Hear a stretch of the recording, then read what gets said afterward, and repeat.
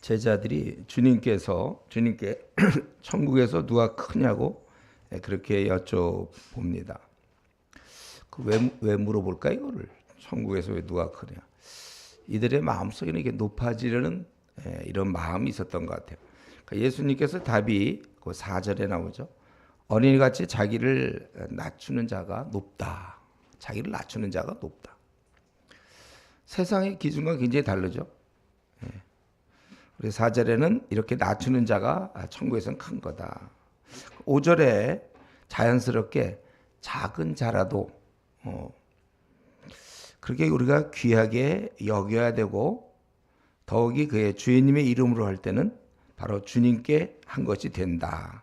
그러니까 우리는 하나님 나라에서 큰 자는 겸손한 자다. 겸손한 자. 그럼 우리가 큰 자 되기 위해서 그러면 이 땅에서 겸손해야 될까요? 한번 내가 커봐야 되겠다. 그래서 겸손. 그게 아니고 이건 이제 우리가 이 땅에서 제대로 하나님 백성으로 사는 모습이 겸손입니다. 이 겸손하단 말인데 가만히 생각해 보세요. 내가 굉장히 겸손하다. 저 사람 참 겸손하다. 이 겸손하다는 말을 가만히 그 속을 들여다보면 결국은 하나님께서 자기에게 주신 것을 하나님이 주셨다고 인정하는 거예요. 그러니까 은혜를 알고 있다는 말과도 같은 말이죠. 자기가 예를 들면 이제 명문대학을 다니거나 졸업했다. 공부를 잘했다. 예를 들면. 근데 그래서 교만할 수 있잖아요. 그러나 그것이 나는 왜 공부를 잘하게 됐죠? 머리가 너무 좋아, 머리가. 근데 그 머리는 어디서 나왔습니까? 하나님 주신 거 아니에요. 아니면 나는 너무 성실해, 근면해. 아주 뭐 하나 있으면 집착해서 열심히 하는 스타일이야.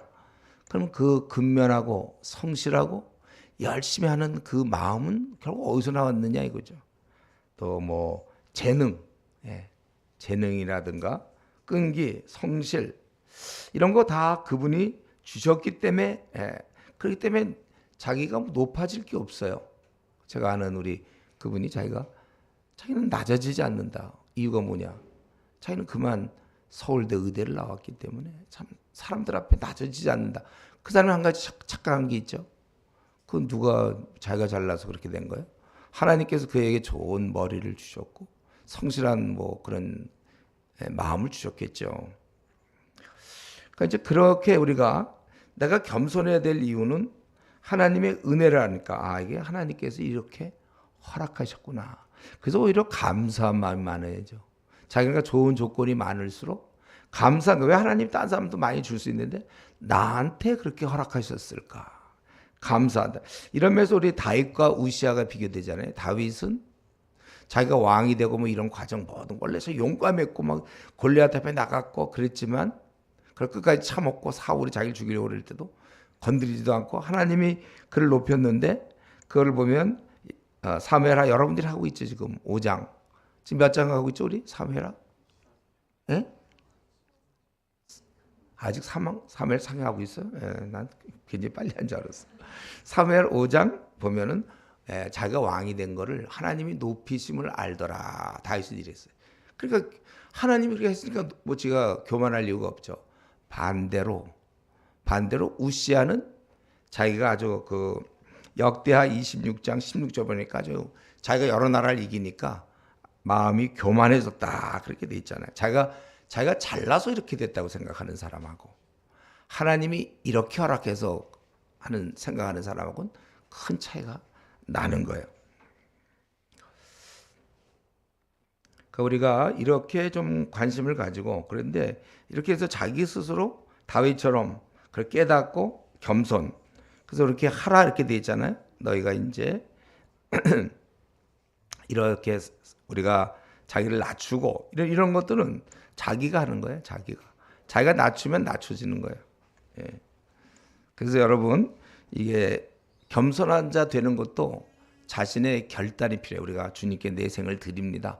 헌신도 결단이 필요한 것처럼 나도 이제는 정말 겸손하겠습니다. 나의 모든 조건에 대해서 그걸 본인이 결정을 하는 거예요. 내가 겸손하겠다. 교만은 저절로 되는 거예요. 우리에게 있어서. 교만하려고 뭐 노력할 필요는 없어요. 교만은 자기가 뭐 초등학교를 나와도 얼마든지 교만할 수 있고 능력이 아무것도 없어도 교만할 수 있는 것. 교만은 저절로 되는 거고 겸손은 스스로 결단과 기도로만 되는 것입니다. 근데 우리가 이제 겸손하게 살면 좋은 점은 나를 만나는 사람들이 굉장히 위로를 받아요. 왜냐하면 내가 다른 사람을 겸손한 건 그 사람을 자꾸 세워주게 되거든요. 그러니까 그 사람이 자존감이 높아지죠. 내가 겸손하게 그 사람 하면 이 사람은 자존감이 높아져요. 그래서 우리 공동체에도 겸손한 사람이 많아야 이게 하나가 되지. 잘난 사람들 많아갖고는 하나가 됩니까? 서로 다 잘났는데. 우리 정치인들 보면 뭐 이렇게 모여지는 맛이 없죠. 다 잘났으니까. 우리는 이제 교회 공동체는 하나가 될 수 있는 것도 겸손으로 서로 받기 때문에 그런 것입니다. 반대로 우리가 이제 겸손하지 못해서 주위 사람에 대해서 잘 대해주지 못할 때, 자기를 낮추지 못할 때, 그럴 때 6절, 7절에 보면 그 어린 자들이, 작은 자들이 실족하게 돼요. 그 사람을 막 무시하고 또 그 사람 앞에 이렇게 우리가 죄를 뭐 이런 시험들 만한 그런 행동을 할 때, 그럴 때 그가 잘못될 수 있다는 거예요. 그래서 그들이 실족해 된다는 것이죠. 그래서 작은 자라고 그를 실족해 하면 차라리 연자 맷돌을 메고 깊은 바다에 빠뜨려지는 것이 낫다. 그리고 이렇게 그 사람을 실족시키는 게 한번 보면 그 10절에 있는 것처럼 좀 업신여기는 거라고 볼 수 있어요. 그 사람을. 그리고 이렇게 남을 실족시키면 우리는 안 돼요. 우리는 늘 겸손하게 살면 실족해 될 일도 없죠. 그리고 또 조심할 것은 거기 왜 그를 실족하면 안 되냐면 10절에 보니까 저의 천사들이 하늘에서 아버지를 항상 뵙기 때문이다. 어떤 사람은 이제 이런 구절을 가지고 우리에게 수호 천사를 얘기하는 사람이 있어요. 우리 믿는 자에게는 수호 천사가 있다. 이거는 성경에 아무런 근거가 없는 말이고 그만큼 이제 하나님께서는 천사들에게 뭐 이런 우리 모든 사람, 우리 뭐 잘난 사람이나 못난 사람이나 작은 자도 항상 이 돌보라고 허락하셨다 그것이죠. 우리 히브리서 1장 14절에 보면 모든 천사들은 섬기는 영으로서 구원받을 상속자들을 위하여 섬기라고 보내심이 아니뇨. 우리 구체적인 모습은 모르지만 원래 우리 하나님께서 우리를 지켜주실 때 천사를 통하여 우리 이렇게 할 수 있다 이것이죠. 바로 그러한 존재인데 너희가 그들을 이렇게 무시하면 되느냐. 또 하나님께서 13절부터 그 잃은 양 한 마리 얘기를 통해서 하나님은 결코 작은 자 중에 하나라도 잃는 것이 아버지 뜻이 아니다. 14절에. 바로 이런 이유 때문에 우리가 조심해야 된다는 겁니다. 그래서 결국 1절부터 14절까지 결국은 뭐냐면은 우리가 그 주위 사람을 실족하게 해서는 안 된다는 것이고 또 거기 8절 9절에서도 또 자기 자신도 실족시켜서는 안 돼요. 죄를 져서 그 죄를 엄히 다스리라고 그랬죠. 영원한 지옥불에 떨어지는 것보다 그게 낫다는 것입니다. 어쩌면 자기가 죄를 져서 또 다른 사람을 실족시킬 수 있는 좀 그런 분위기인지도 몰라요. 어쨌든 여기서는 다른 사람을 실족시키지 않도록 그를 업신여기지 말라는 거고 너 자신도 실족되지 않게 죄를 짓지 말라는 거예요. 그런데 요 말을 한 이유는 네가 또 죄를 지면 또 다른 사람을 실족시킬까 봐 그런 것 같아요. 그러니까 우리는 이 1절부터 쭉 14절까지 우리가 이 본문을 통해서 깨닫는 건 뭐냐면 우리는 주위 사람을 실족시켜서는 안 되겠다. 여러분 주위 사람을 우리가 실족시켜서는 안 돼요. 다른 말로 하면 주위 사람을 업신여기면 안 된다는 겁니다. 또 다른 말로 한다면 이제 교만할 때 업신여기잖아요. 교만하면 안 된다는 거예요. 세상은 힘없는 사람은 아주 까뭉깁니다. 집 밟아요 그냥.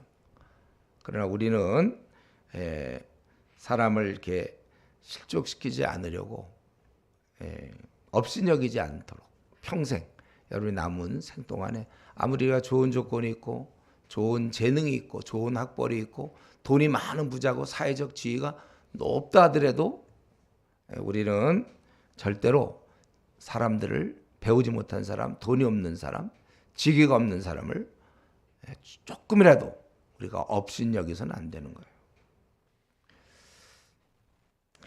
근데 이제 제 생각에는 실족시키지 않으려고, 업신여기지 않으려고 막 애를 쓰는 것보다는 더 좋은 방법은 그 사람을 이렇게 존중히 여기면 돼. 모든 사람에 대한 아예 습관을 어떤 사람이든지 우리가 존귀히 여기면 되는 것입니다.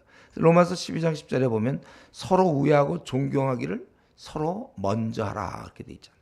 그러니까 아예 내가 내 주위 사람들에 대해서 애당초 태도를 사람을 업신여기지 말아야지 이런 생각보다는 그냥 누구든지 내가 그 사람이 좀 존귀히 여겨야 된다고. 14절에 보면 이와 같이 작은 자 중에 하나를 잃는 것은 하늘에 계신 너희 아버지 뜻이 아니다. 그 사람 배후에 사실 주님이 그 사람의 관심을 갖고 있다는 걸 알아야 돼.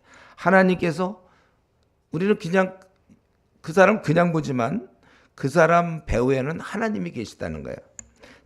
그 사람을 만들고 자녀로 삼으신 하나님 아버지, 그분이 그 사람의 아버지 된다는 사실을 잊지 말고 명심해야 돼. 왜 우리는 우리를 존귀히 여기죠? 내가 하나님의 사랑받는 자기 때문에 그래요. 나를 어떤 사람은 자기를 굉장히 이렇게 자기에 대해서 못마땅하게 생기고 자기를 이렇게 좀 뭐랄까 그럼 뭐라고 표현하더라. 하여튼 자기를 이렇게 별로 사랑하지 않는 사람이 있어요. 나는 왜 이 모양일까? 뭐 이런 거 있잖아요. 자기에 대해서 마음에 안 들어하는 사람이 있어요. 참 자기 왜 좀 이 모양인지 자기도 모르겠어. 그럼에도 불구하고 왜 우리는 우리 자신을 사랑해야 됩니까? 주님이 사랑하거든. 주님이 사랑하는 그 대상을 자기가 업신여길 수가 없는 거예요. 그래서 자기의 어떤 조건이나 상황이나 이런 거에 대해서 자기를 여러분 용납하고 무시하지 않도록 노력하세요. 그렇게 하고들 있나요? 자기를 아주 귀하게 스스로 생각하고 있네. 너무 이 자존감이 하늘을 찔러서 문제인 사람도 좀 있긴 하지만 우리는 우리 자신에 대해서 이렇게 무슨 열등의식을 갖거나 이런 건 말이 안 되죠. 내가 왜 열등해요? 하나님 나를 사랑하는 그걸로 끝나는 건데 하나님의 사랑을 받는 자인데 우리가 그렇게 함부로 대하면 됩니까? 자기를? 자기에 대해서 열등감을 갖는 건 그거는 좀 약간의 하나님을 좀 생각하지 않는 거예요. 하나님이 귀하게 여기는 자기를 무시한다? 그런 건 안 되는 거죠. 우리는 그러니까 그 어떤 사람에 대해서 그를 업신여기고 싶은 마음이 있습니까? 그러나 그가 바로 하나님의 자녀란 사실 때문에 내가 그 자녀를 못 대한다는 건 그 부모를 못 대는 거나 똑같은 거잖아요. 못 되게 하는 거는. 그래서 그 5절에 있는 것처럼 또 누구든 내 이름으로 이런 어린아이 하나를 영접하면 곧 나를 영접함이라. 그 사람에게 어떻게 대하는가가 그의 부모님께 대하는 태도나 마찬가지죠. 그래서 이렇게 이제 잠시 이 시간에 우리 자신은 좀 대인관계 좀 어떤가? 나는 좀 어떤 스타일이에요? 마음에 드는 사람은 잘해주는 거? 그건 누구나 잘하죠. 내 마음에 안 드는 사람 못해주는 거? 그건 그냥 배우지 않아도 누구나 다 기본적인 거예요. 그거 말고 모든 사람에 대해서 귀하게 여기는 편인가? 우리가 이런 면에서 한번 자기가 정말 좀 평소에 사람을 대하는 태도가 어떤지 좀 무관하게 대하는 사람도 있어요. 무관심 아예. 다른 사람에 대해서 아예 무관심한 사람들이 있어요. 그건 아니죠. 우리는 주위 사람을 섬겨야 될 종이거든 우리가. 모든 사람에 대해 적극적으로 관심을 가져야 되고 잘 대해야지. 요즘 시대 분위기는 그냥 아주 이 개인주의 아닌가요? 자기만 그냥 딴 사람 신경 쓰지 마. 나만 뭐. 근데 성경적 원리와 어긋나는 것이죠. 우리 모든 사람과 항상 잘 지내야 되고 또 그들을 존귀히 여겨야 되고 귀하게 여기고 이런 면에서 나는 좀 누가 보더라도 이상하게 사람들을 굉장히 귀하게 여기는 그런 사람인지. 우리 로마서 14장에는 그 사람이 바로 그리스도께서 대신하여 위하여 죽은 형제다 이렇게 얘기했잖아요. 주님이 그 사람도 위해서 죽으셨어요. 그래 얼마나 귀한 존재입니까? 예. 그리고 그러니까 14절까지는 그러니까 기본적인 얘기를 했어요. 뭐냐 하면 우리는 주위 사람을 실족시키면 안 돼요. 그 말이 업신여기면 안 되는 말과 같은 말이에요. 근데 이걸로 끝나는 게 아니라 15절부터 20절에 보니까 실족 안 시키는 걸로 끝나지 말고 이미 좀 실족한 상태, 그러니까 죄 가운데 빠져 있는 사람, 어둠 가운데 있는 사람들, 그러니까 나 때문에 그가 죄 가운데 빠진 게 아니라 본인이 잘못해서 어쩌면 죄 가운데 빠졌는지 모르겠어요. 그런 사람에 대해서 그를 회복시켜라. 그러니까 우리는 주위 사람을 쓰러뜨리지 않았다고 좋아할 것이 아니라 쓰러져 있는 사람을 회복시키는 일도 우리는 해야 되는 것입니다. 그래서 15절부터 이제 20절까지 한번 보면은 네 형제가 죄를 범하거든 가서 너와 그 사람과만 상대하여 권고하라. 만일 들으면 네가 네 형제를 얻은 것이요 만일 듣지 않거든 한두 사람을 데려가서 두세 증인의 입으로 말마다 확증하게 하라. 뭐 이렇게 이제 이게 이제 우리의 방법. 그럼 만약에 범죄에 빠지고 잘못된 사람은 어떻게 우리가 그를 회복시킬 수 있는가? 앞으로 교회 내에서는 공동체 내에서는 점점 많아질 거예요. 이것은 실족 안 시키는 것도 우리가 참 어렵죠. 사람을 나도 모르게 이렇게 할 수도 있어요.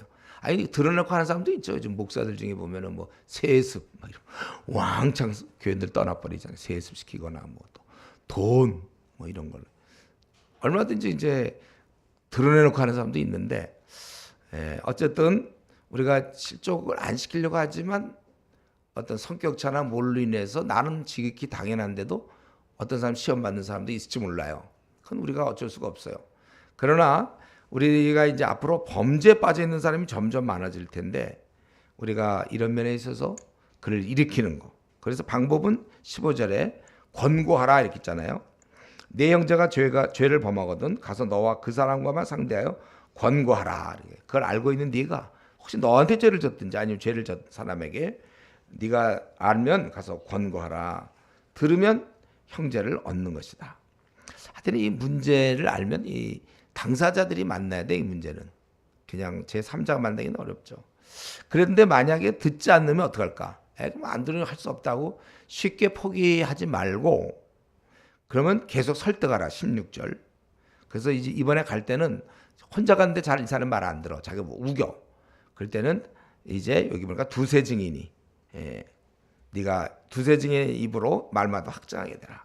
여기 사람을 데리고 가서 한두 사람 데리고 가서 두세 증인의 입으로 말마다 확증하게 해라.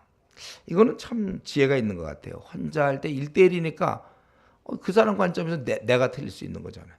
그러나 이제 두세 증인이 같이 간다면은 그만큼 객관성을 확보할 수 있기 때문에 그래도 고집세서 안 들으면 어떡하죠? 그래도 안 듣는 경우. 그 세 번째 단계는 교회에다 말한다. 어떤 만약에 공동체면 공동체 안에 이제 뭐 리더십에게 이 문제를 이제 얘기한다 이거죠. 근데 그래서 근데도 말을 안 들어. 그러면 교회 말도 듣지 않거든 이방인과 세리같이 여기라. 그렇게 여기라는 거. 이거는 분명히 틀렸다고 만약에 한 뭐 20사람이 틀렸다는데도 이 사람 정상적인 사람들이 또 주님을 잘 섬기는 사람이 틀렸다고 했는데 끝까지 받아들이지 않는 경우 그건 악이에요. 악. 그래서 이방인과 세리같이 여기라. 이렇게 하는 것이 이것도 교정 방법이에요. 사실 교정을 포기한 적은 없습니다. 이방인과 세리같이 여겨줘야 그 사람이 훗날 돌아올 수 있기 때문에. 우리 고린도전서 5장 5절에서 우리가 했죠. 그 회개할 기회를 줄 수 있는 거예요. 그 사람을 파문시킴으로 회개할 수 있는 것. 그러니까 사실은 이 때리는 것보다 더 큰 효과가 이 단절이에요. 단절. 교제를 단절시키는 거예요.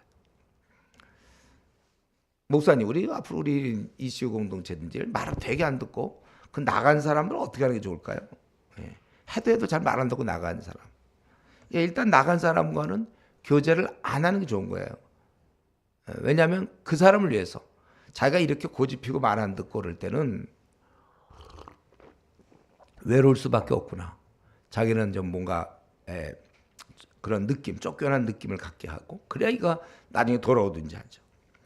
그 사람과 자꾸 교제하면요, 줄이 하나 남아 있으니까 거기 이제 자기의 그 뭐 한 50명이 반대를 한다 하더라도, 공동체 전체가 반대한다 하더라도 사람은 다 자기 편에서 이유가 있기 마련이잖아요.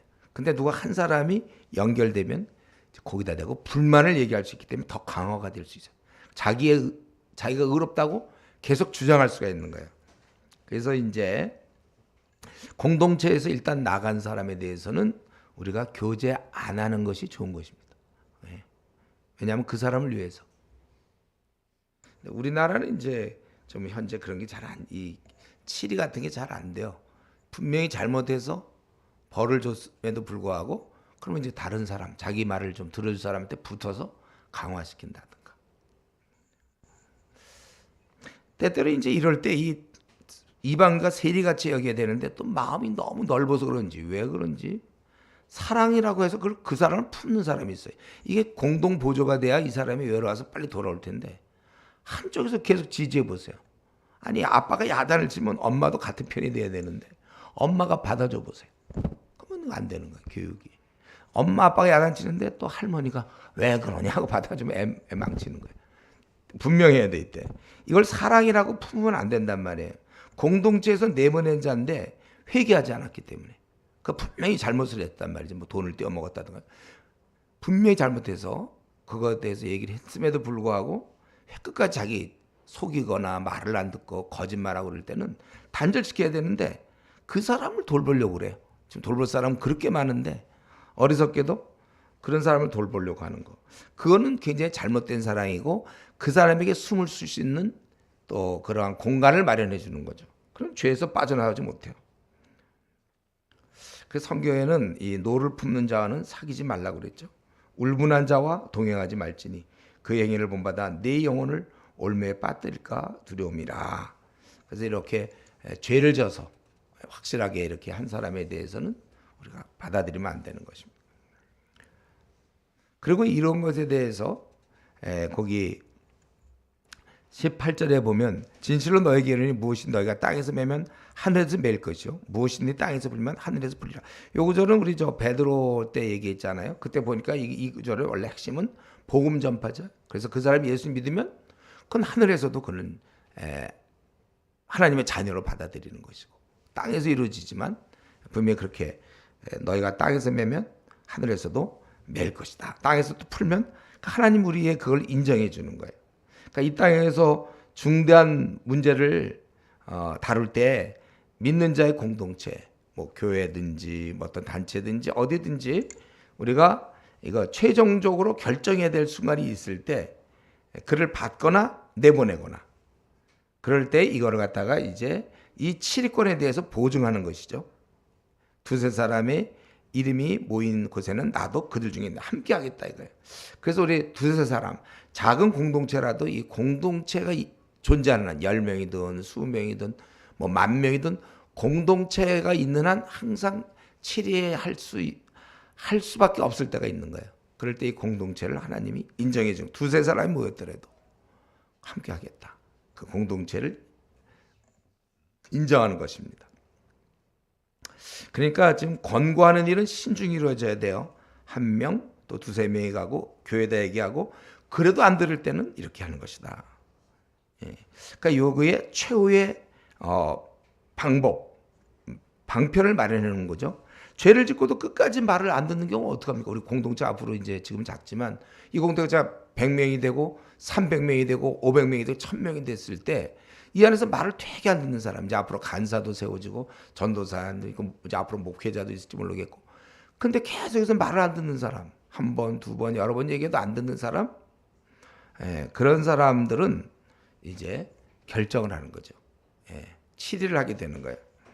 그것은 땅에 있는 공동체에서 할 수 있도록.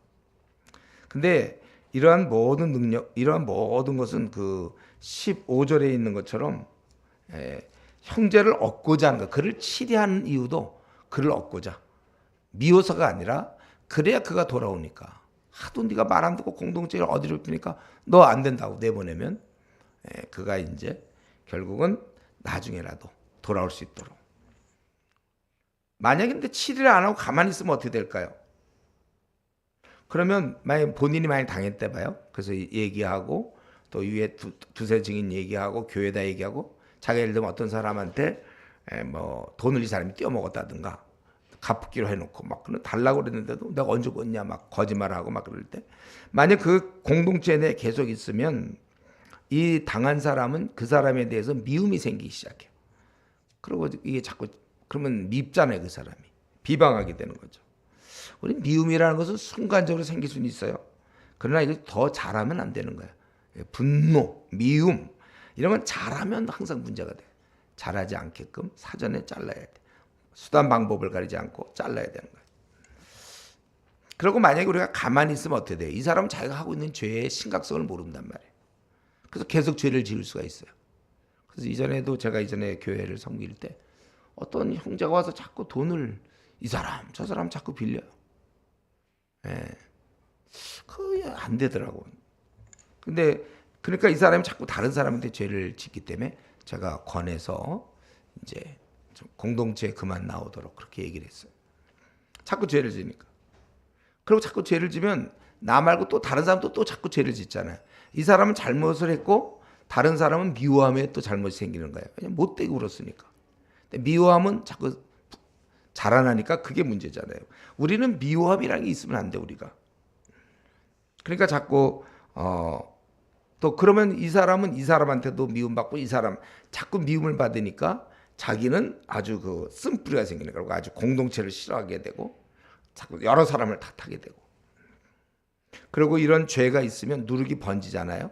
누룩은 번지는 거예요. 그래서 공동체가 거룩함을 잃어버려. 그런 사람을 허용되면 그게 되는구나. 저러도 되는구나. 우리 고린도전서 여러분 이번 수련회 가서 했죠. 5장에서 계모를 범한 형제를 사랑이라고 교회가 품으니까 누룩이 번지는 건 뭐 알지 못하냐. 내어 쫓으라. 바울사도 그렇게 얘기했잖아요. 그리고 이 공동체는 그런 죄를 교정해주는 전통이 있어야 돼. 그래야 어느 날 내가 죄를 범했을 때 나도 고침을 받을 수 있는 거죠. 그런데 이 본문이 지금 여러분한테 막 이렇게 다가오지가 않죠. 지금 우리 지금 공동체에서 뭐 지금 이런 문제도 없는데, 근데 선교사들은 얘기하기 때문에 저는 얘기하는 거예요. 혹시 훗날 어떻게 될지 모르겠는데. 그래서 나에게 범죄한 형제를 여러분 그렇다면 개인적으로 만나야 됩니다. 뭐 만나도 안 되는 사람 할 수 없지만 우리는 개인적으로 만나야 돼. 의사소통을 하고 이 대화를 해봐야 그 사람을 용서할 수 있지. 용서할 수 있는 방법은 나한테 해를 끼쳐가 내 마음을 아프게 한 사람과 대화를 해야 용서를 하든지 말든지 하지. 아예 대화조차도 안 하는 사람이 있어요. 삐쳐갖고 필요 없어. 나 안 만나. 평생 안 만나. 이건 이제 속이 좁은 거죠. 우리가 그 사람을 만나야 이 사람이 좀 왜 이랬는지 좀 이유를 알아야 될 거 아니에요. 그래 우리 그에 따라 내 생각을 정리할 수 있어요. 막연히 생각하는 것과 그 사람 얘기를 듣고 이런 케이스구나 이렇게 정리가 되죠. 딱 들어보고 이 사람은 지금 신앙이 잘못 놓여 있는 사람이구나. 이 사람이 기복신앙 때문에 이렇구나. 이 사람이 은사주의에 빠져서 아직 복음을 잘 모르는구나. 우리가 대화를 해봐야 알 수 있잖아. 이 사람은 지금 자라면서 가정환경의 문제로 인해서 조금씩 많이 왜곡되어 왔구나. 조금씩 해서 왜곡돼 가지고 이 사람 생각하는 방식이 일반 사람의 그 에브노멀 이 정상적인 범위를 벗어나는 사람이었구나 알고 보니까. 그러니까 오히려 그 사람을 나중에 얘기해놓고는 이해가 돼. 저 사람이 여러분 만약에 어떤 미친 사람이 날 툭 때렸다고 합시다. 나중에 보니까 미친 사람이 그 사람이. 그럼 뭐 그렇게 화가 나겠습니까? 미쳐갖고 모르고 툭 쳤는데. 미쳤어. 그 사람을 잘 알면 이 사람이 자라올 때 부모로부터 밤낮 매 맞고 꾹 자라갖고 분노가 많은 사람이구나. 이 사람이 자랄 때 이게 왜곡됐구나. 너무 사랑 많이 받고 또 아니면 뭐 형과 비교돼서 얘는 밤낮 넌 왜 이렇게 못해 형은 잘하는데 그런 거 듣고 자란 애구나. 그래서 이렇게 열등의식이 많고 뭐 그래서 얘가 열등의식 맞는 사람 뭐예요? 떡하면 자기 무시했다는 거 아니에요? 내가 무시한 적도 없고 나는 사랑의 마음으로 했는데도 무시했다고 막 안 좋게 할 때 내가 그럴 때 이제 우리가 만나야 얘가 뭐 어쩌고 저쩌고 하면 굉장히 좀 기분 나쁘지만 들으면서 아, 얘는 열등의식이 많은 애구나. 좀 불쌍하죠. 그러니까 잘할 때 저렇게 잘했구나. 사랑. 그러니까 우리가 일의 용납이 되죠. 그냥 멀리 떨어져 있으면 그 사람이 어떤 사람인지 모르고 나한테 가했던 그 해를 자꾸 생각하니까, 아니 그럴 수가 있나. 내가 사랑으로 대했는데 그럴 수가 있나. 계속 풀리질 않아요. 만나봐야 아 그렇게 되는구나. 그래서 제가 우리 뭐 결혼하는 부부들 이제 누구 데이트 중이면 내가 그런 얘기 많이 하는데, 그 형제나 그 자매의 과거를 많이 들어라. 그가 어떤 사람인지는 과거로 쭉 20년 30년 동안 쭉 자라온 배경이 바로 그 형태거든. 이걸 제거한 채 그냥 외모만 보고 결혼했다가는 완전히 망하는 거죠. 누군지도 모르고. 그래서 우리 교제 시간이 필요한 거고 알아가는 시간이 필요한 거예요. 충분히. 처음 만나갖고 보자마자 안 만나 이런 사람도 있어요. 그래서 제가 늘 얘기하자면 3번이나 한 5번 정도는 좀 만나봐야 뭐가 된다, 이제 그런 얘기 하잖아요. 근데 많은 경우는 오늘날 세상이 너무 그냥 잘 나가는 사람 중심으로 돼 있기 때문에 열등의식 때문에 그러는 경우 되게 많아요. 열등의식. 그러니까 자라오면서 또 그것 때문에 어떠한 그 성취 욕구가 또 무지강한 사람도 있어요. 그것 때문에 뭐든지 자기가 한 건 다 1등이 돼야 돼. 성취 욕구. 또 어떤 분 얘기하다 보면 완전히 오해해 그런 사람이 있고, 어떤 사람 진짜 마음이 안 좋은 사람도 있어요. 이렇게. 그래서 일부러 거짓말을 꾸며내서 상대방을 공격해야만 아주 좋은 사람이 있어요. 마음이. 그래야 편안한 사람이 있어요. 완전히 왜곡된 사람들. 하여튼 여러 종류가 있으니까 만나기 전에 그 사람에 대해서 이렇게 우리가 쉽게 평가하면 안 돼요. 그래서 여러분들이 조장을 해야 되는 이유는, 조장을 하면서 부분적으로라도 이제 사람을 이해하기 시작해. 조장을 좀 많이 해봐야 이해가 되고. 그러니까 무교회주의자들이 어려운 점은 그거죠. 이런 걸 하나도 경험 못하니까. 근데 여기서 보니까 이런 경우에 보면 15절에 보면 뭐라고 했어요? 네 형제가 죄를 범하든 가서 너와 그 사람과만 상대하여 권고하라. 이 주도권을 네가 갖고 있으라 이거잖아요. 가서 권고하라. 그가 내게 와서 나한테 우선 잘못했다면, 아니 뭐 이제 일반적인 죄인지 그건 명확하지 않지만, 만약에 나에게 잘못한 게 있다면 그가 내게 와서 좀 회개할 것을 기다리지 말고, 그가 만약 내게 잘못했다면 가서 하라는 거 먼저. 그리고 이 일은 해도 되고 하지 않아도 되는 일이 아니라 그 명령입니다. 예. 형제를 이렇게 얻는 길이에요. 형제를 얻는 길. 여러분 이런 면에 있어서 오늘 말씀에 비추어서 누군가가 나한테 죄를 졌어요. 잘못해서 내가 볼 때는. 그런데 나는 그거에 대해서 삐쳐갖고 가만 있는다. 이런 건 우리 그리스도인의 자세가 아니에요. 관계를 풀지 않은 채 내가 가만 놔두는 사람은 없어야 돼. 얘기를 했는데도 이제 안 되는 경우는 할 수 없지만, 어떻게 하든지 풀어야 되고, 만약에 지금 나랑 관계가 좀 안 좋아요. 나한테 그 사람이 나한테 잘못했든지 아니면 내가 그 사람이 아주 큰 죄를 발견했든지 어쨌든 그랬을 때 우리가 그런 사람이 있다면 우리는 가야 되는 겁니다. 오늘이라도 떠오르는 사람이 있으면 여러분 찾아가세요. 근데 이제 찾아가는 경우 이제 싸우러 가는 사람이 있어요. 분노 때문에 가서 싸워. 풀러 가는 게 아니라 싸워. 부부싸움이 그런 경우가 참 많아요. 푼다고 하면서 당신이 어쩌고저쩌고 하면서 이제 잘못 왕창 얘기하기. 푼다. 가만히 차라리 있는 게 나 그럴 땐. 괜히 싸우러 가는 사람이 있습니다. 이 분하고 섭섭하고 원통한 마음을 품고서 쳐들어가는 거죠. 오히려 그건 쳐들어가는 거예요. 싸우러, 이게 풀러 가는 게 아니라 공격하러 가는 것이죠. 어쨌든 이 지금 20절까지 내용을 좀 살펴보면, 결론적으로 얘기한다면 내가 주위 사람을 업신여겨서 실족하게 할 수가 있고, 또 그래서 이제 그 형제를 잃게 되는 거죠. 내가 잘못해서 실족시켜 그 사람을. 또 한 경우는 내가 그냥 가만히 있기 때문에 그 형제를 또 실족시킬 수가 있다는 거예요. 그러니까 우리는 내가 죄를 짓지 않았다. 그래서 주위 사람이 괜찮다. 그걸로 만족할 것이 아니라 적극적으로 그 사람이 잘못됐을 때는 고쳐주는 것까지. 그래서 형제를 얻으라 그겁니다. 그러니까 우리는 보통의 경우 자기 그냥 신앙생활 열심히 할 뿐 주위의 사람에 대해 자기가 좀 책임이 있다고 생각을 못하는 경우가 많아요. 우리 한국 교회. 이렇게 배우지 못했나 봐요. 자기만 지금 죄 안 지면 되는 거예요. 자기만 다른 사람 없인 여기지 않으면 된다고 생각해요. 그러나 주위 사람이 지금 형편이 지금 막 잘못된 일에 빠져 있거나 이럴 때 그를 고쳐줘야 될 책임이 있다는 것을 우리가 잊고 있다는 거예요. 교회를 오래 다녀도 이런 생각을 못하는 사람이 있어요. 그래서 괜히 남의 일에 끼어드는 거 아닌가. 나만 잘 지내면 되겠지. 뭐. 아니면 그 사람은 원래 안 돼. 뭐 이런 식으로. 이것을 고쳐야 됩니다.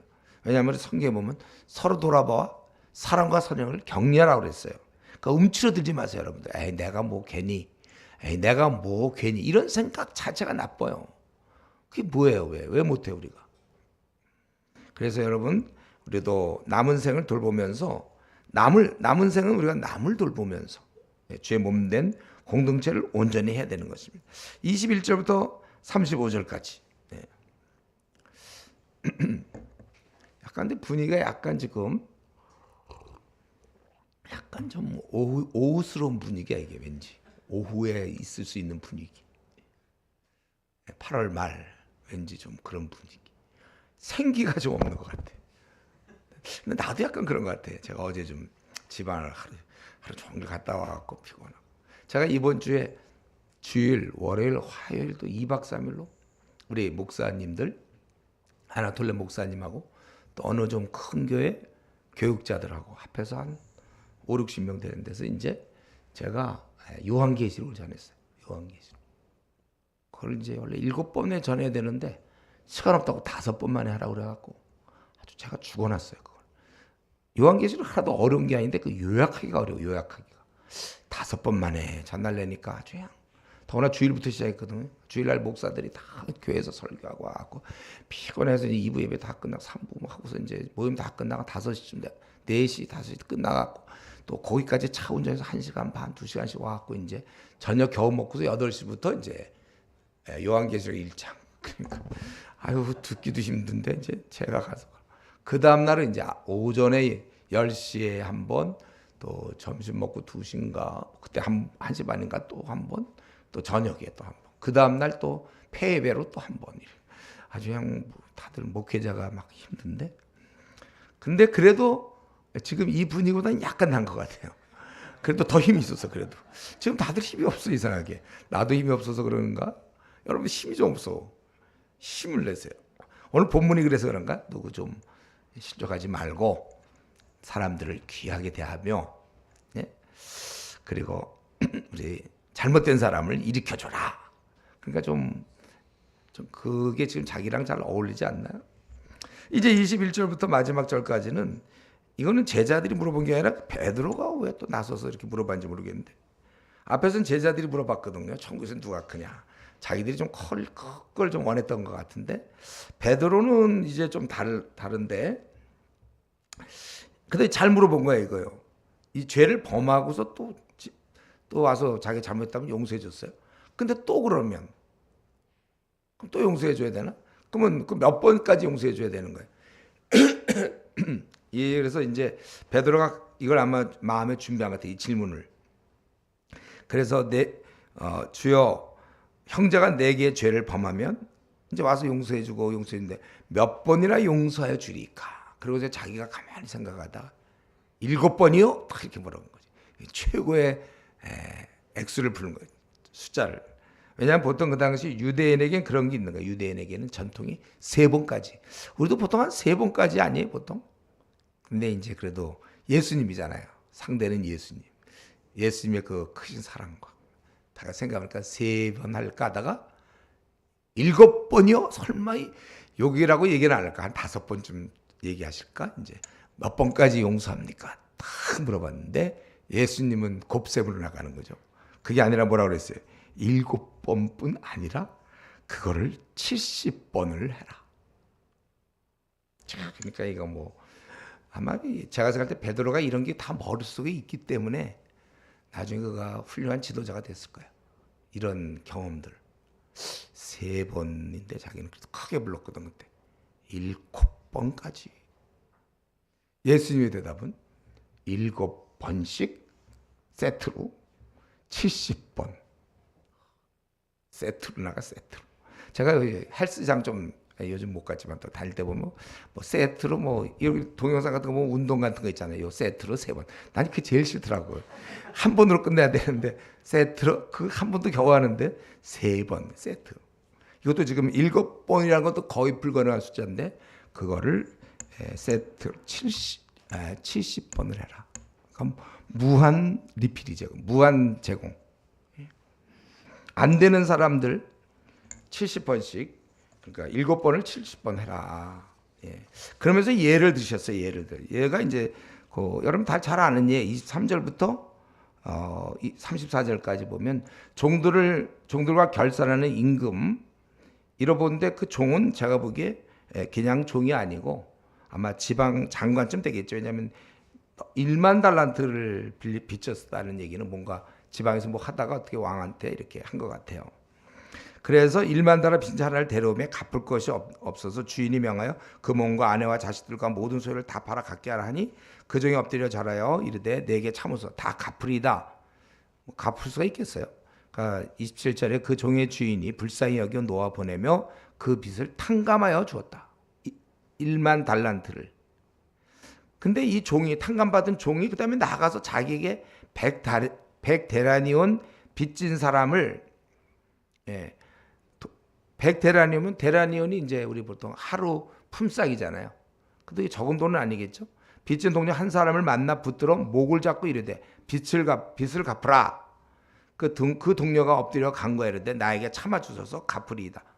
근데 허락하자. 조금 전에 자기는 막 죽을 건데 그냥 이 주인이 불쌍히 여겨서 놓아서 빚을 탕감해 줬다고 그랬잖아요.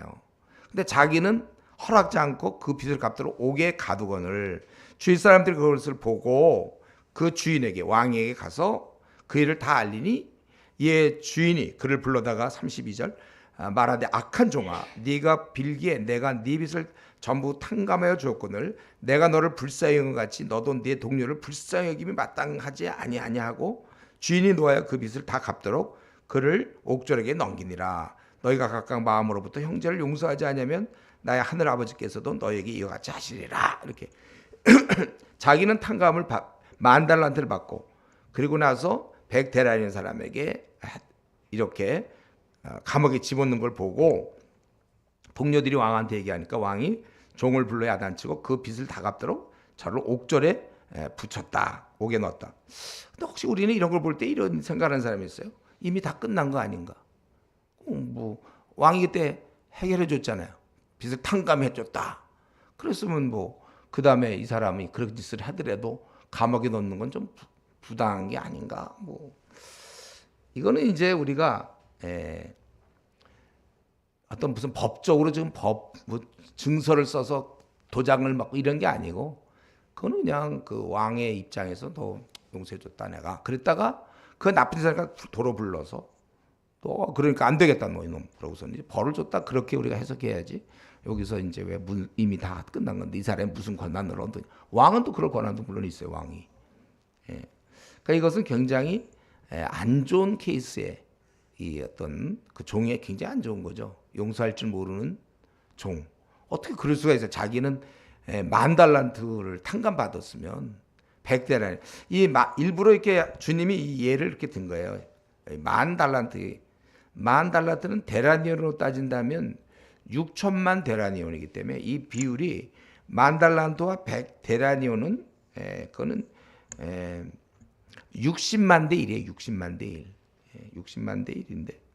그런데 자기는 그러니까 60만 대 그러니까 100데나리온이니까는 이제 따지면 그 돈으로 따지면 10,000원 대 60억 정도가 되는 거예요. 60억. 그러니까 60억의 빚을 졌던 사람. 우리가 만약 60억 빚을 진다고 해서 내가 지금 사업하는 사람인데 60억. 근데 그건 갚을 길이 없어. 아무리 뭐 저 월급을 모아도 그거 무슨 수로 갚을 수가 없어. 60억을. 근데 자기한테 10,000원 꾼 사람을 보고 가가지고 돈 안 갚는다고 막 그러는 것을 지금 우리 예를 들어서 이렇게 주님께서 말씀하신 것입니다. 그러면서 말씀하기를 35절 너희가 마음으로 형제를 용서하지 아니하면 내 하늘 아버지께서 너에게 이와 같이 하시리라. 우리는 이 말씀 봤을 때 즉각적으로 우리의 답은 뭡니까? 우리도 주위 사람을 용서해 주어야 된다. 단 여러 번. 네. 이젠 더 끝이야. 이런 건 없어요, 우리한테. 여러 번 용서해야 된다. 왜냐하면 33절에 우리가 결국은 하나님 앞에 불쌍히 여김을 받았기 때문에 우리 주위 사람도 불쌍히 여기게 돼. 우리 마태복음 5장 7절에도 궁일이 여기는 자는 복이 있나니 궁일이 여김을 받을 것이라고 했어요. 이 땅의 모든 것은 내가 하나님 앞에 한 행동에 비하면 인간이 나에게 아무리 못된 짓을 하고 괘씸하고 아무리 그래봐도 내가 하나님 앞에 괘씸하고 배은망덕한 것에 비교하면은 그거는 60만 대 1이더라 이거죠. 이 사람이 나한테 아무리 못되게 해봐야 그거는 내가 주님께 못한 건 60만이고 이 사람은 나한테 한 게 1이다 1. 좀 더 이해하기 쉽게 한다면 이 사람이 아무리 나한테 못해봐야 아주 철천지야 원수 중에 원수여 세상에 저렇게 나쁜 놈 어디 있나 해도 10,000원어치 잘못한 거고 나는 주님께 60억 원어치 용서를 받은 거고. 그렇기 때문에 저들의 죄와 허물은 주님은 작다고 말씀하는 거예요. 내 편에서는 크고 난 절대로 용서할 수 없어. 내 평생에. 다른 사람은 다들 저 사람은 절대 안 돼. 내 편에서는 크다고 말하고 싶지만 주님은 작다고 얘기했어. 내가 크다고 했어요. 내 죄가. 그러니까 우리는 이런 면에서 우리가 저 사람을 내가 용서할 수 없다라고는 말할 자격이 애당초 우리에게는 없는 것입니다. 그리고 우리가 남을 용서 못한다면 우리도 하나님 앞에서 용서받지 못한 이 종처럼 우리는 용서받지 못하는 거예요. 그래서 주기도문에도 우리가 우리에게 죄 지은 자를 뭐 실수한 것가 아니에요. 죄를 지은 자예요. 죄를 져 우리한테. 정말 우리한테 너무 마음을 아프게 하고 죄를 졌어요. 그 사람이 누가 보더라도 죄를 지은 자를 사하여 주는 거예요. 우리 굉장한 거죠. 이거 세상에는 이런 법 없어요. 절대 끝까지 가지. 죄를 용서하는 법은 없지만 하늘에서는 있는 거예요. 그래서 나에게 정말 배은망덕하고 어떻게 그럴 수가 있냐. 정말 그냥 그런 사람 죄 지은 자를 사하여 준 것 같이 우리의 죄를 사하여 주옵소서. 이렇게 그래서 우리는 주기도문을 할 수 있는 겁니다. 이거는 내가 그 사람의 죄를 용서해 줘야 주님이 용서해 준다. 그런 조건이 아니에요. 이건 당연이에요. 당연. 하나님께 용서를 자기가 받았다면 이건 저절로 다른 사람을 용서하게 돼 있는 것이지. 이게 무슨 내가 하나님께 용서받기 위해서 저 사람 할 수 없이 아유 미운데냐 용서받으라니까 내가 용서하자 그런 게 아니고 하나님의 용서를 받은 우리는 그 사람을 용서할 수밖에 없는데 왜 내가 너무 못했는데 뭐 내가 누구를 뭐라고 그러겠습니까? 그래서 남을 용서하지 못한다는 건 아직 하나님의 용서함을 깊이 깨닫지 못한 잘하는 것이죠. 이 시간에 한번 우리 자신을 이제 말씀 마쳐야 되겠는데 이 시간 한번 내 자신을 먼저 살펴보면 좋겠어요. 나라는 존재, 하나님이 나의 건강과 재물과 교육의 기회와 말할 수 있는 이 어떤 사람 벙어리 말을 못하는 사람이 있어요. 제가 매일 기도하는 사람 중에 말 못하는 벙어리가 있어요. 하나님 그의 입을 열어서 복음을 전하게 해주시고 그가 찬양하게 해주십시오. 말을 못해 벙어리. 근데 나는 말도 하고 또 어떤 사람 맹인인데 나는 눈도 다 보이고 건강하고 또 어떤 재물도 있고 하나님이 나에게 다 주셨어요. 근데 이런 면에 있어서 나는 얼마나 감사하고 있냐. 혹시 내가 잘나서 이렇게 좀 좋은 학교, 좋은 학벌, 좋은 조건 혹시 그렇게 어리석은 생각하는 거 아닌지. 하나님이 또 나를 위해서 목숨까지 버리셨는데 나는 이런 것을 깨닫지 못하고 죄악된 생활에 살고 있지 않는가. 정성을 다해 주님을 섬겨야 되는데 마음이 나눠져 있는 거 아니에요? 나에게는 영원한 천국 또 이 땅을 살 동안 영원한 천국뿐만 아니라 이 땅에서조차 평안과 기쁨이 나한테는 있는데 어려울 땐 기도가 있고 비전을 우리가 얻고서 의미 있게 사는데 그런데 그에 비해서 너무 주님께 못해드리고 있는 거 아닌가. 나라는 존재를 우리가 한번 생각해보고 우리 자신을 이렇게 살펴보고 그런데 나를 용서하시고 오늘도 받으신 주님 이런 면에서 한번 여러분들이 한번 지난날 돌아보세요. 오랜 시간 동안 내가 용서하지 못한 자가 있습니까? 어릴 때부터 지금까지 쭉 보세요. 내가 용서하지 못한 자 있는가? 보통 나를 괴롭힌 사람들 가보면 인격 형성의 문제가 많아. 그 사람들. 제가 이제 한번 이걸 준비하면서 보니까 나를 좀 괴롭힌 사람들 어떤 사람들인가 보면 인격 형성의 문제가 많더라고. 예. 그래 왜 웃어? 누가 웃었어? 가만 보면 이제 잘할 때 왜 그렇게 잘하는지. 예. 그리고 자기가 지금 무슨 일을 할지 몰라요. 예. 그 분별력이 굉장히 떨어지더라고. 분별력이. 지금 이렇게 흐르는데 그게 뭔지를 몰라. 약간 좀 이런 얘기 한번 하지만 막혀 있는 것 같아 한쪽이. 뭔가 잠깐 막혀 있어. 또 그걸 또 떠나서 자기가 좀 자신이 없어 그런지 몰라도 진실하지 않는 사람, 뭐 둘러대는 사람, 하여튼 고집, 황소고집 센 사람도. 그리고 이런 사람이 많더라 제가 보니까 그 깊은 열등의식. 그래서 나는 사랑으로 되어 있고 좋은 말로 했는데도 그걸 갖다가 이상하게 받아들여 스스로 무시한다고 생각하고 참 이런 사람은 그것도 병이에요. 그러니까 미워할 대상이 아니라 병이구나. 열등의식의 병. 또 입이 너무 가벼운 사람이 있어. 일구이연하는 사람들 있잖아요. 일구이연하는 사람이에요. 또 되게 잘난 척하는 사람. 집에서 인정받지 못하고 그러면 그래. 인정받지 못하니까 항상 자기 잘났다고 얘기를 해야 돼. 사람들한테 떠버려야 돼. 가만히 있으면 아무도 인정해 줄 사람이 없으니까 항상 자기가 뭔가 잘하는 것 같이 잘난 척하는 사람. 또 뭐 욕심 많은 사람, 나에게 상처를 준 사람, 뭐 이런 등등. 그게 참 용서하기가 어려워 이런 사람들. 왜냐면 상처를 받았으니까 내가. 근데 나는 심히 못마땅한데 주님이 말씀하신 거거든. 그 사람은 작다. 그 사람 지은 죄는 작고 네가 지은 큰 죄를 네가 지은 죄에 비하면 그 사람은 60만 분의 1이다. 내가 10,000원은 보여줄 수 있는데 지금 60억을 보여줄 수가 없네. 비교가 돼야 되는데. 그 사람은 너보다 훨씬 네가 나한테 지은 죄에 비하면 60만 분의 1에 해당된다. 우리나라 군인이 지금 60만 명 아닌가? 50만 명쯤 되나요 요즘? 그 군인 중에 한 사람을 생각해 보세요. 전체 군인 중에 한 사람. 내가 지은 죄는 전체 군인만큼 죄를 짓는 거고 지나는 군인 한 명 있죠. 거기 그 사람이 이제 60만이 딱 그거 좋은데 좀 줄어들었어 군인이. 얼마쯤 되는지 몰라요 요즘 군인들. 하여튼 그런 생각을 자기가 해야 돼 자꾸.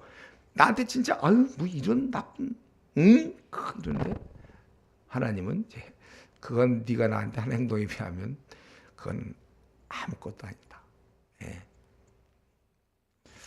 너가 너무나 큰 엄청난 죄를 용서받았음을 기억해라. 그는 너에게 100달란트이고 너는 나에게 10,000달란트를 했다. 그래서 우리는 이 말씀대로 하나님께서 그를 용서하라고 하세요. 물론 그가 와서 회개하면 참 좋겠죠. 회개하면. 근데 자기 행동을 깨닫지 못하는데 회개하겠습니까? 아예 또 혹 가치관이 다른 경우가 있고 분별이 안 되는 경우가 있고 또 자기는 자기가 하고 있는 일이 뭐든지 자기가 잘한다고 생각하는 사람이 있어요. 뭐 이런 경우 얘기해도 잘 안 돼. 몇 번 얘기했는데도 잘 안 풀리는 사람. 그거 뭐 어떻게 하겠습니까? 이 지금 전체 뜻은 그를 용서하라는 건데. 그래서 우리 에베소 4장 32절 서로 용서하기를 하나님이 그리스도 안에서 너희를 용서하심 같이 하라. 우리가 그래야 된다. 아니면 오늘 본문에 나오는 우리가 이 종처럼 용서할 줄 모르는 종이 되는 거예요. 그래서 우리가 이런 면에서 우리가 사람을 용서해야 되니까 그러니까 제일 좋은 건 아예 생기기 전에 빨리 푸는 게 제일 좋죠. 그래서 내가 지금 한 명이라도 나는 미워하는 사람이 없도록 이게 제일 좋아요. 용서를 안 할 경우 어떻게 되죠? 결국 나는 그 미움이라는 것의 포로가 되는 거예요. 내가 그래서 그 사람을 떠올리라 할 때 뭐 가정이든지 뭐 교회든지 회사에든지 그 사람을 떠올릴 때마다 나는 그 순간 미움에 붙잡히게 되는 거야. 종이 되는 거야. 미움의 종. 떠오를 때마다. 진정한 자유자가 될 수 없습니다. 참 자유자가 되려면 이게 노예가 되면 안 되잖아요. 근데 분노와 미움의 노예가 된단 말이에요. 그래서 사실 이 부부싸움이라는 것처럼 어려운 게 없어요. 차라리 뭐 회사 사람은 그래도 좀 안 볼 수도 있지만 부부는 24시간 봐야 되잖아요. 또 부모와 자식 사이도 마찬가지고. 그러니까 진정한 자유자가 안 되고 내가 자유자가 되기 위해서라도 할 수 없어요. 용서하면 돼요, 용서. 제가 그저께인가 누구를 만났는데 어떤 형제를 만났어요. 안 믿는 형제인데 이제 그 형제 이제 저랑 친구였어요. 그래서 와 40년 만에 만났나 그래. 이제 전도 좀 해보려고 억지로 이제 연락해서 한 40년 만에 만난 것. 근데 이제 이 가정 얘기를 쭉 들었는데 이 형제가 아들이 하나 있어, 아들.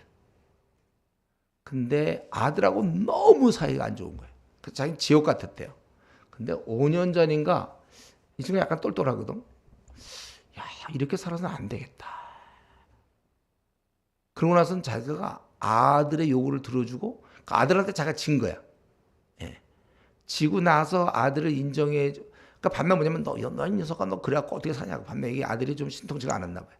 반면 야 너 좀 정신 차려. 반면 아들은 또 아들대로 막 이러고. 아마 능력이 좀 안 되지 몰라 아들이. 근데 자기가 이제 그걸 인정하고 아들한테 좀 지면서 하면서 관계가 풀리니까 점점 지나니까 아들이 이상히 자기 말도 잘 듣고 요즘 살 것 같다는 거야. 한 2년 전부터는 진짜 괜찮대. 안 믿는 사람이 그걸 깨달았어. 안 믿는 자인데. 예. 똑똑해서 그 친구 어떻게. 사실 그거거든요, 우리가. 내가 그를 용서를 하면은, 그리고 인정해주고 그러면 이제 그때 참된 우리에게 자유가 생기는 거예요. 남을 용서하면 여러분 한번 미워해보세요. 미우면 그것 때문에 아주 미워 죽겠어. 분노. 이건데 그냥 그 이제 뭐 방법이 여러 가지인데 이제 그걸 풀면 내가 아주 편하고 잠도 잘 자요. 누구 미움이 생기고 분노가 있으면 잠을 못 자잖아요. 네. 저 같은 경우는 어떡하냐? 저 같은 경우도 아이고 정말 그 생각하면 그냥 미워서 잠도 안 오고 막 그럴 사람들이 있어요. 있기는 목사지만 없는 줄 알았죠. 네, 있어요. 근데 저 같은 경우는 이제 그런 생각해요. 이 말씀도 물론 떠올리고 그 사람이 한 그 정도밖에 안 되는구나. 네. 뭐그 사람 좀 무시한다는 의미가 아니라 제가 살기 위해서라도 나타난 결과가 보니까 분별력이 없지. 그러니까 그 정도밖에 안 되네. 그리고 하나 믿는 구석이 뭐냐면 주님은 이걸 다 아시니까 나는 이제 그 사람이 훗날 깨달을 수 있도록 훗날 깨닫겠지. 이제 그런 생각을 해요. 혹 깨닫지 못해도 그거 뭐 할 수 없는 거 아니에요. 어떻게 깨닫지 못하는데. 그리고 이제 그럴 땐 그런 걸 믿어요, 제가. 천국에서는 드러나겠지. 자기가 나한테 하는 행동. 천국에서는 이제 다 드러나면 그때 가서 뭐 나한테 미안하다고 뭐 있겠지 하더니. 어차피 이 땅에서 그 사과를 받고 싶은데 못 받을 수도 있어요. 네. 댐댐이가 그렇구나. 우리 여러분 이동훈 목사라고 알아요? 이동훈 목사. 옛날에 좀 유명한 우리나라 옥하는 목사랑 이동훈 목사 유명한 분이었는데 그분은 이제 하는 방법이 그거예요. 아주 자기 마음을 괴롭히는 사람을 그냥 에휴 그래 속으로 그러대. 에휴 그래 너도 하나님의 아들이다. 그런데 근데 나는 그것도 좋은 것 같아. 하여튼 각자의 방법은 모르겠는데 각자한테 자기의 그 분노와 미움을 어떻게 좀 처리하는 방법을 하나 개발해서 그래야 내가 살지 이거 처리 못하고 내 안에 그냥 갇혀진 내 마음에 꼭 들어와 버리면 나는 떠오를 때마다 괴롭고 그 인간 어떻게 이걸 떠올려야 내가 그 안에서 이렇게 벗어날 수 있는 거예요. 떨어져. 이걸 어떻게 할 수 있겠는가? 그래서 우리 마음에 아까 그러니까 이동훈 목사님 그 방법. 에휴 그래 너도 그래. 에휴 하나님 그래 아들이다. 에휴 그런 식으로 해서 풀든지. 하여튼 자기도 뚫어놔야 잠을 잘 거 아니에요. 소화가 안 돼. 사람이 분노와 미움이 있으면 소화가 안 돼. 우리 이전에 너무 분노가 예수님 믿고 너무 뜨거운 형제가 하나 있었어요. 너무 뜨거워요. 불타올라 막 자기네 그 교사였는데 자기네 학교에 막 절반 이상을 막 거듭나게 하고 막 무지 전도 열심히 하는 사람이 있었어요. 근데 이 사람이 어떤 문제로 인해서 자기가 다니는 교회 목사님하고 부딪혔는데 이게 이제 너무 어려워갖고 그리고 이 형제는 자기 그 분노를 처음 뜨거운 그 불타는 열정을 이게 안 돼가지고 결국 이 형제가 암에 걸려서 이제 세상을 뜨고 말았는데, 우리가 분노를 갖고 있어서 손해. 그는 분이 사람을 망쳐. 분이라는 건 작은 불이에요. 담뱃불이에요. 산불이나 나를 다 태울 수도 있어. 분노 때문에. 분노 때문에 사람들 죽이는 거 아니에요? 요즘 그냥 죽이기도 하지만 이전에 그래도 막 분노로 인해서 죽이는 거거든. 그래서 여러분들이 나름대로 분노가 우리가 생길 수밖에 없어. 우리가 이 땅을 살면서 별의별 사람 다 만나거든. 경우에 합당치 않은 사람, 말 뒤집는 사람, 못 미치는 사람, 또 세계관이 이상한 사람, 독특한 캐릭터를 갖고 있는 사람들, 휘어져 있는 사람, 우리 순 그런 사람들 만날 거예요. 이제 그럴 때 그를 우리가 용서하려면 할 수 없어요. 각자의 방법을 하나씩 갖고 있어요. 어떻게 하면 그를 용서할 수 있는지. 이럴 때 머리를 쓰세요, 여러분. 내가 이 방법을 하면 내가 살아나겠구나. 분노를 내가 어떻게 하든지 벗어날 수 있겠구나. 예. 여러분들이 도망가는 것도 한 가지 방법이지. 그 사람 근처를 도망가는. 하여튼 여러 가지 방법이 있는데, 어쨌든 우리가 이거 쉽게 되는 문제는 아닙니다. 그러니까 주님들이 이렇게 장황하게 설명했잖아요. 그리고 비유를 막 10,000달란트와 100데나리온을 얘기하신 거죠. 우리 잘 안 됩니다. 저와 여러분이 잘 안 돼요.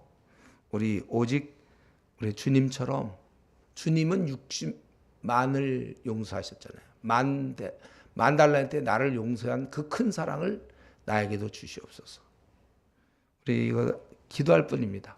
그리고 우리가 그 범위 내에서 나도 사람을 어떻게, 미움이 들어올 때 어떻게 배출구, 뒷문을 열어놔야 이게 나가죠. 이거 뭐 어떻게 내 안에서 그 미움이 나갈 수 있는지 각자의 방법론을 연구해서, 어쨌든 우리가 이 땅을 살아가는 날 동안은 미움 없이, 생기는 생기지만 우리가 그거를 풀어나간다면, 그것이 우리 오늘 주님께서 우리에게 하신 말씀, 용서할 때 너희가 각각 마음으로부터 형제를 용서하지 아니하면 나의 하늘 아버지께서도 너에게도 이와 같이 하시리라. 이 말씀을 기억해서 용서를 잘하는 우리 귀한 성도 되길 바랍니다. 기도하겠습니다. 하나님 아버지, 오늘 이 말씀을 보면서 우리에게 정말 분노와 미움의 이런 감정들이 우리에게 생기는데 그것을 빨리 풀게 하시고, 우리는 항상 기억할 것은 우리는 10,000달란트의 아버지 그러한 죄를 범한 자들인 것을 깨닫게 하시고, 이제 이 100데나리온의 잘못을 범한 우리 주위 사람들을 받아주는 그러한 사람들이 되게 하여 주시옵소서. 이 면에서 우리가 분노를 품음으로 마귀에게 조롱당하지 않도록 은혜를 주시옵소서. 감사하고 예수님의 이름으로 기도드리옵나이다. 아멘. 뭐 기도 중에 막 소리가 나던데 무슨 소리였어?